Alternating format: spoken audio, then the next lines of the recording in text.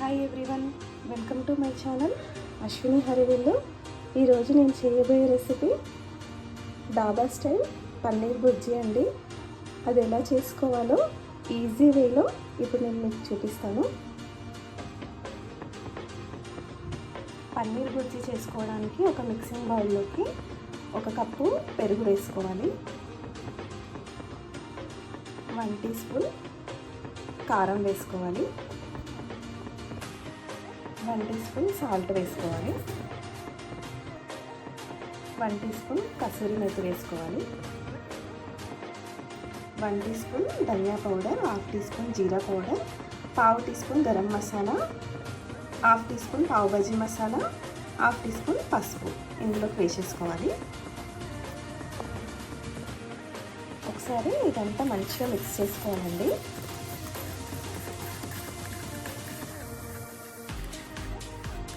ఇలా మంచిగా మిక్స్ చేసుకొని దీన్ని పక్కన పెట్టేసుకోవాలండి.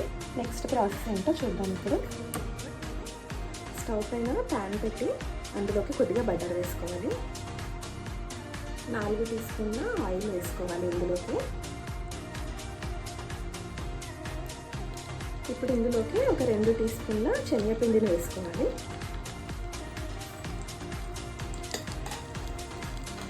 శనగపిండిని కొంచెం ఫ్రై చేసుకోవాలండి. దీంట్లో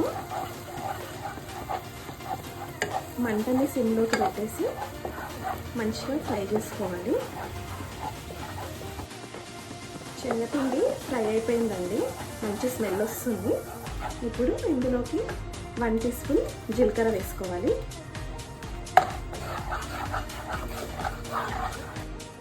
ఇందులోకి 4 పచ్చిమిర్చి, 4 ఎల్లిపాయలు, ఒక 1/2 టీ స్పూన్ జీలకర్రని ఇలా కచ్చాపచ్చాగా దంచి వేసుకోవాలి.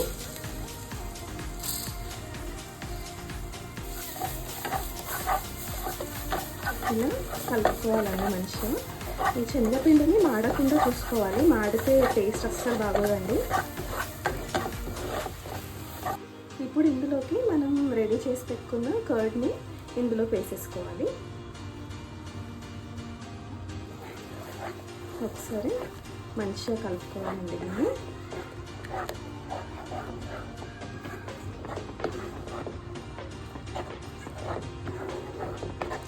ఇందులోకి కొద్దిగా కరివేపాకుని వేసుకోవాలి. ఒక మీడియం సైజ్ ఉల్లిపాయని ఇలా చిన్న ముక్కలు కట్ చేసి వేసుకోవాలండి.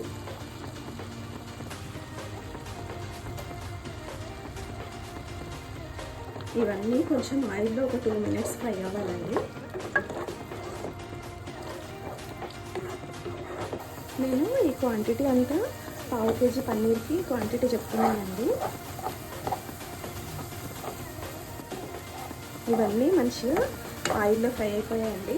ఇప్పుడు ఇందులోకి ఒక 2 మీడియం సైజ్ టొమాటోస్ని ఇలా గ్రేట్ చేసి వేసుకోవాలి. ఒకసారి ఇదంతా మంచిగా మిక్స్ చేసుకోవాలండి. దీంట్లో టొమాటో వేసాక మంచిగా ఒక 2 మినిట్స్ ఫ్రై చేసుకోవాలండి ఆయిల్లో. టొమాటో కూడా మంచిగా ఆయిల్లో ఫ్రై అయిపోయిందండి. ఇప్పుడు ఇందులోకి ఒక 1 కప్పు వాటర్ యాడ్ చేసుకోవాలి. వాటర్ యాడ్ చేసుకుని ఒకసారి ఇలా మంచిగా కలుపుకోవాలి. ఇప్పుడు ఇందులోకి పావు కేజీ పన్నీర్ని ఇలా గ్రేట్ చేసి పెట్టుకోవాలండి, దాన్ని ఇందులోకి వేసేసుకోవాలి.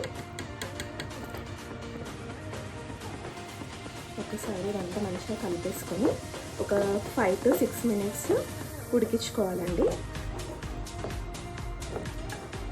సిమ్లో పెట్టాలండి, సిమ్లో పెట్టేసి ఉడికించుకోవాలి. మంచిగా ఉడుకుతుందండి. ఇప్పుడు ఇందులోకి కొద్దిగా కొత్తిమీర వేసుకోవాలి. ఒకసారి మంచిగా ఇలా కలిపేసుకోవాలి.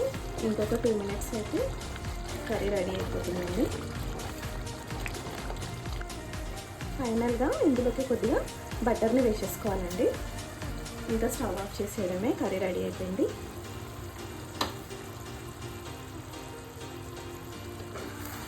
ఒక్కసారి మంచిగా కలిపేసుకోవాలి. వేడివేడిగా పన్నీర్ బుర్జీ రెడీ అయిపోయిందండి. ఇది చపాతీలోకి, బగారా రైస్కి, బ్రెడ్కి చాలా బాగుంటుందండి. మీరందరూ కూడా ట్రై చేయండి. ట్రై చేసి ఎలా ఉందో కామెంట్లో చెప్పండి. ప్లీజ్ సబ్స్క్రైబ్ చేయండి, లైక్ చేయండి, షేర్ చేయండి. Thank you.